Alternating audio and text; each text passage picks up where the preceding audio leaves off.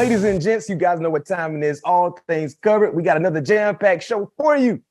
Pat P, big time Pat P, 5-1 Minnesota Vikings, but we ain't gonna talk about that right now.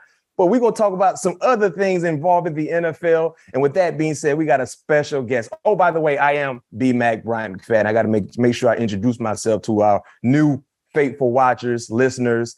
We appreciate the support. But if you're a fan, right, of SEC football, and I understand Pat P he played in the SEC as well. But Pat P a little older, you know what I mean? He a little old in the tooth right now, you know what I'm saying? He ain't no young chicken wing anymore. But if you're talking about SEC football, if you're talking about South Carolina football, Gamecock Nation stand up, if you talk about lockdown football, I mean, when they put the handcuffs on, you can't go anywhere. This young man been putting handcuffs on a lot of pass catchers so far in his early NFL career. Before you guys probably already know who he is, but let me give out his social media handle so you can make sure you can follow this young man on Twitter at JC_10. Follow him on Instagram. You know, the kids love the IG nowadays, you know, no Facebook or IG. Make sure you follow him at Jaycee Horn on Instagram. Panthers second-year cornerback, one of the best in the league right now, putting his stamp on this league. Jaycee Horn is joining us, all things covered. Pat P, Brian McFadden. JC, how you doing? Doing good, man. Just blessed, you know, to be healthy. Being able to play football again is fun. So I'm just coasting right now. No question. I mean, when we talked to you getting ready for the draft, you know, the expectations were pretty high. You ended up going in the second round.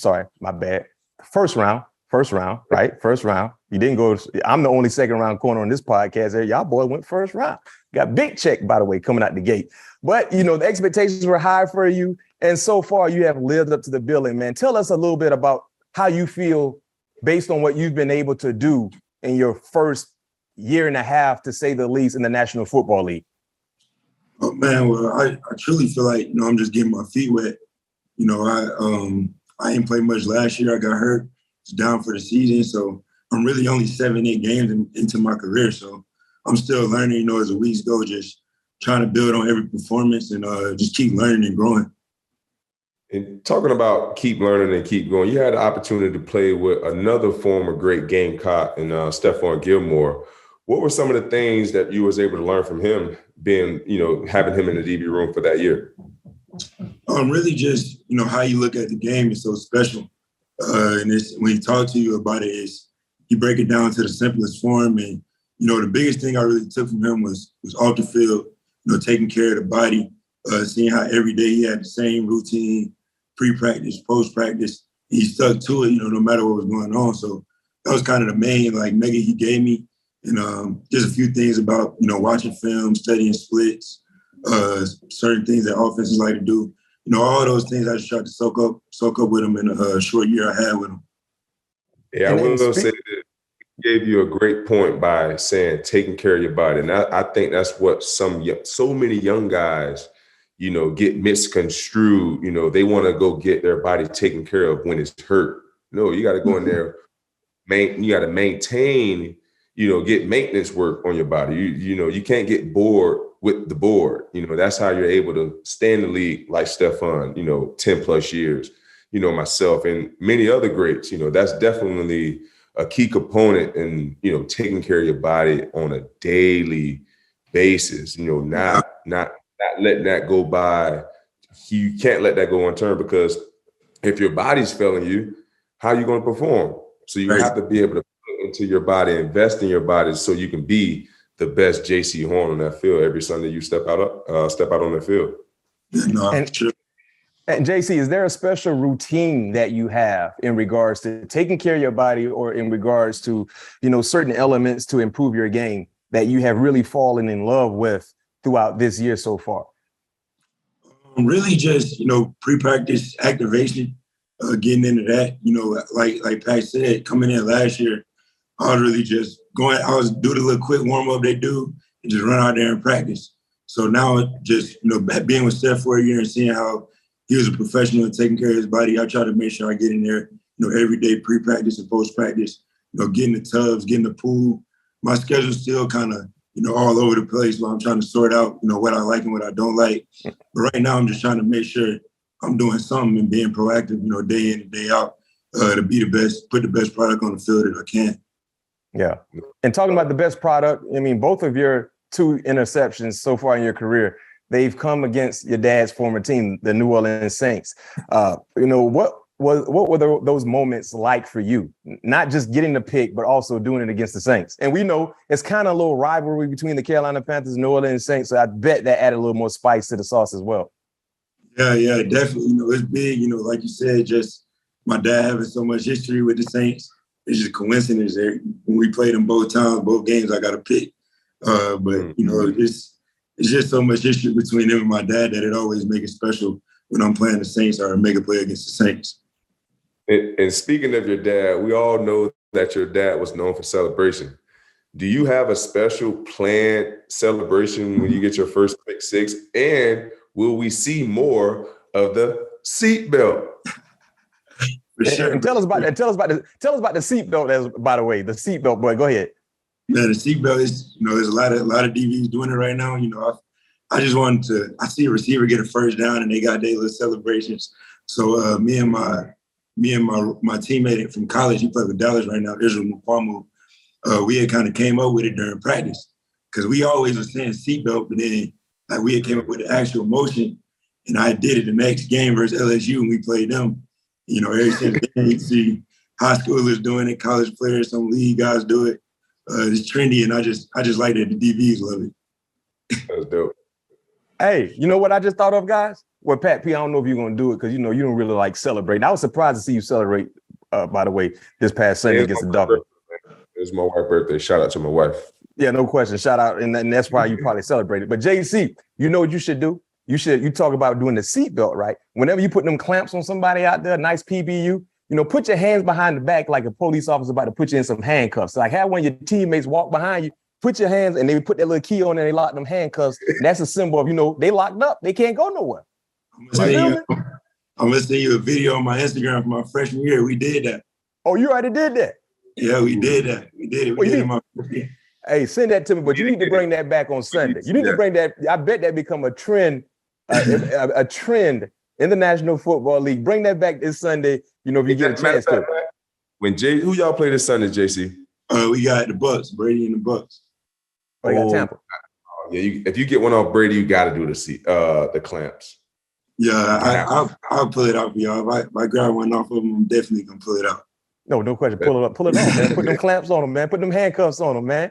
So, sure. Jaycee, going back to your draft, you were the highest pick at your position. So you might not hold grudges like some players do when they don't go as high as expected. But do you measure yourself at some of the other peers at your position in that draft class? You look at some of the other guys that were drafted, Pat Surtain Jr., who's doing a phenomenal job for the Broncos, Caleb Farley, Tyson Campbell, Asante Samuel Jr. They all are performing extremely well. So do you kind of pay attention to what some of the other corners are doing that was a part of your same draft? Yeah, I pay attention, but, not in a way of just trying to, be better than them, but I'm just a fan of football. So, Pat, everybody try to, kind of put us against each other because we went 8-9, and people always going to compare us, but I'm a huge fan of his game. I probably watch him the most out of all corners just because he's so technically sound. And he always played like that because we came out of high school together, and he always been prototype, had great technique. So even throughout college and still now, I watch a lot of his games, watch a lot of his cut-ups and just try to, get better myself. But as far as just watching them, trying to measure myself against them, I don't really measure myself against nobody. I just try to get better every single week.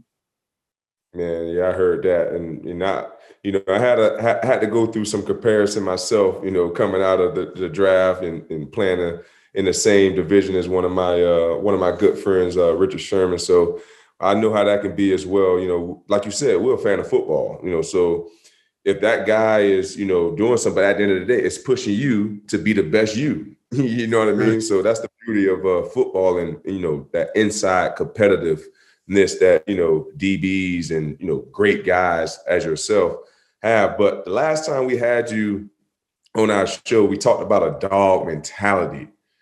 Why do corners need to play like that or play with that mentality? I mean, I know why, but I want to hear from you.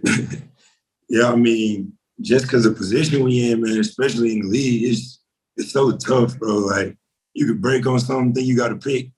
Quarterback fit it in there, and now it's a big play. And you just got to have that mentality to line it up again and not let that play phase you. And I feel like if you don't got that mentality, then you just won't stick because you're going to get beat, especially in this league. No question. How good quarterbacks are and how crafty offensive coordinators getting the scheme guys open. Like, it's hard to cover. So you're going to get beat. You just got to have the mentality to line it back up again and make the play the next time it comes to you. Yeah. He going a long way, Matt. No question. No question. Man, certified. Number one, anytime you rocking number 8 out there, you know what I'm saying? You already know what time it is. You feel me? You know what time it is. He's certified. He's stamped. He got that verified check. And his coverage skills out there on Sundays. And you talking about getting it done, Jaycee. An individual, unfortunately, who didn't get it done was Matt Rhule. For a few weeks we heard rumors about potentially, ending that relationship. Matt Rhule and the Carolina Panthers. Of course, over a week ago, they decided to terminate his obligations to the team. But what were your thoughts when you heard that Matt Rhule was getting fired? And what does that do to a team when it happens in the middle of the season? Oh man, my first thoughts was just like you said, it was kind of already in the water. You heard a lot of people talking about it, so of course the team was thinking about it. And when it happened, we somewhat was prepared for it to happen. And now it's just either we can let it go all the way downhill, or we can rally together and come out there every Sunday and fight and try to turn it around. And that's kind of where we are as a team right now. We didn't come out where we wanted to this past weekend, but we still got 2 division games back to back. Go out there and try to steal these 2, and we'll be sitting in a good spot. So just rallying together and trying to fight to turn it around and just keep going hard and chopping wood. So that's really the team mindset right now. And I got a question for you. Being a young guy going through a sudden change so early, is it a shock to you?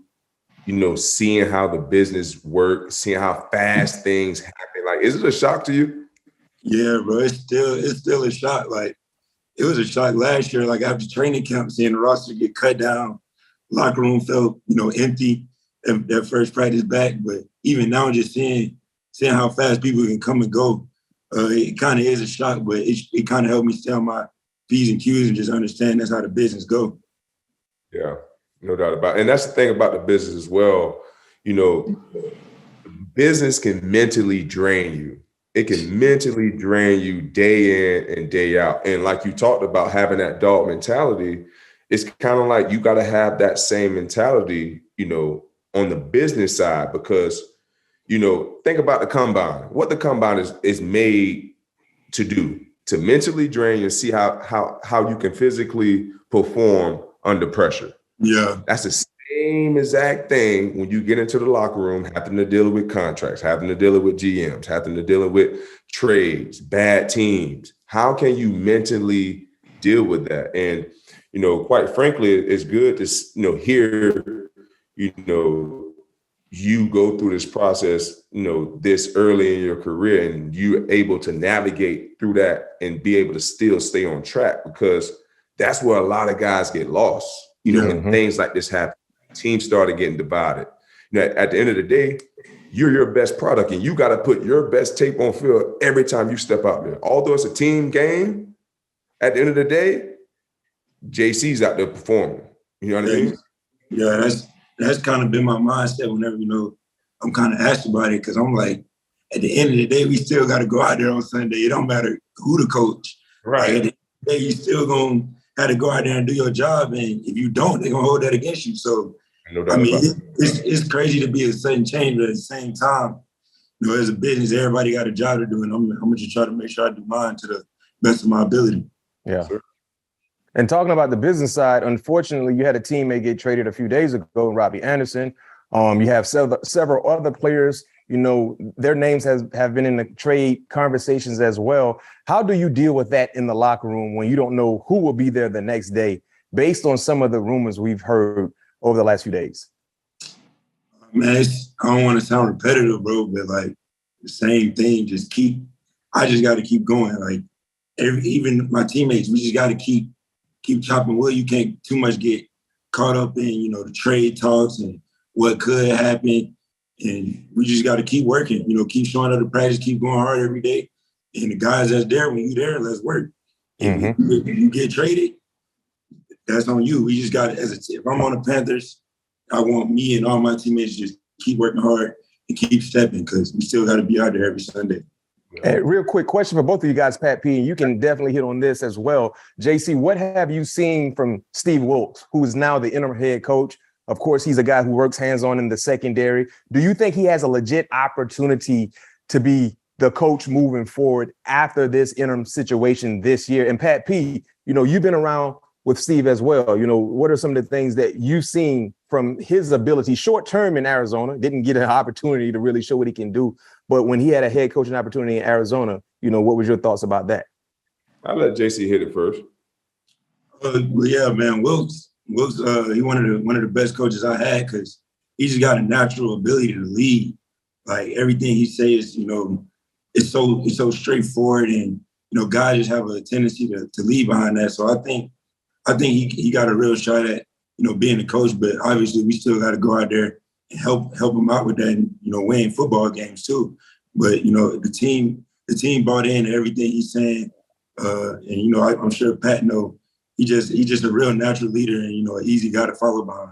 Yeah, and just like Jaycee said, man, he is truly a natural leader, and no matter who you are, he ain't taking no crap. Yeah. We saw that last week, you know, by him, you know, sending Robbie to the locker room for whatever, you know, happened on the sideline. But you know, he's a true leader of men. You know, I can't wait. I text him as soon as he got his, you know, they named him as an interim head coach. You know, happy that he got another opportunity, because it was only time due. You know, he's definitely built for this job.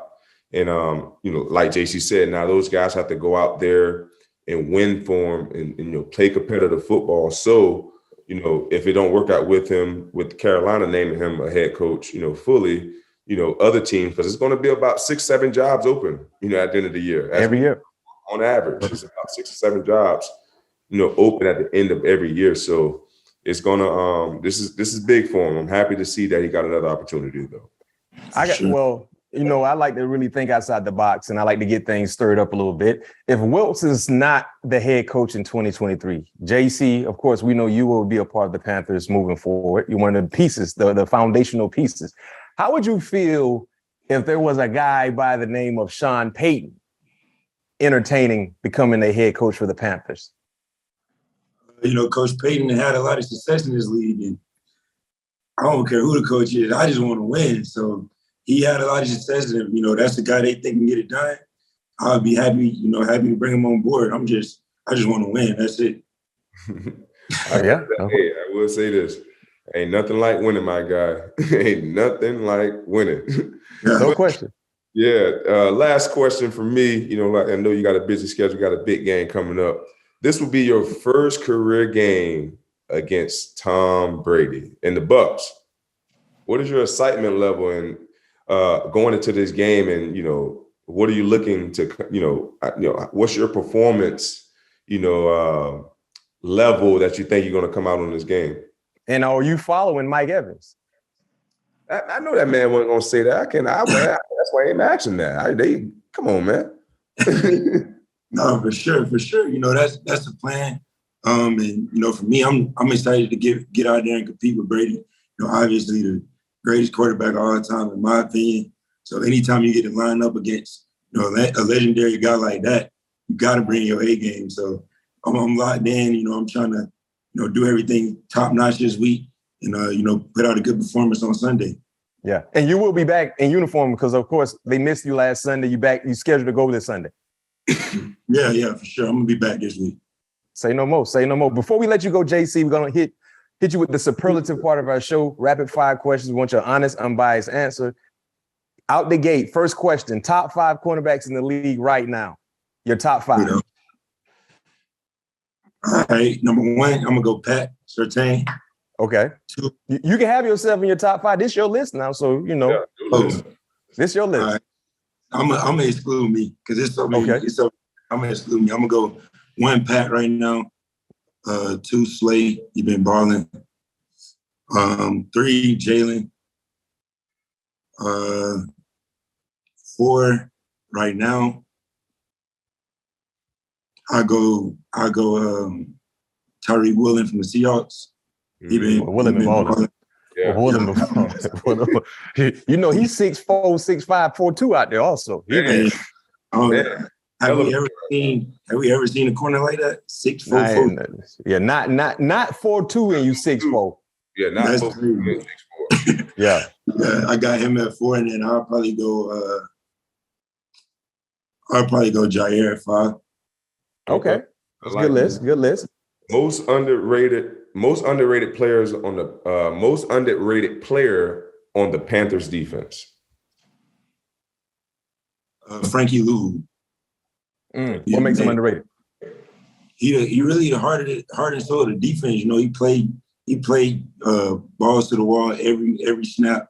He go hard and he just get a whole defense energy. And he done made a lot of big plays for us on defense. He had a strip the fumble, led to a touchdown, and then he picked 6 on the next week.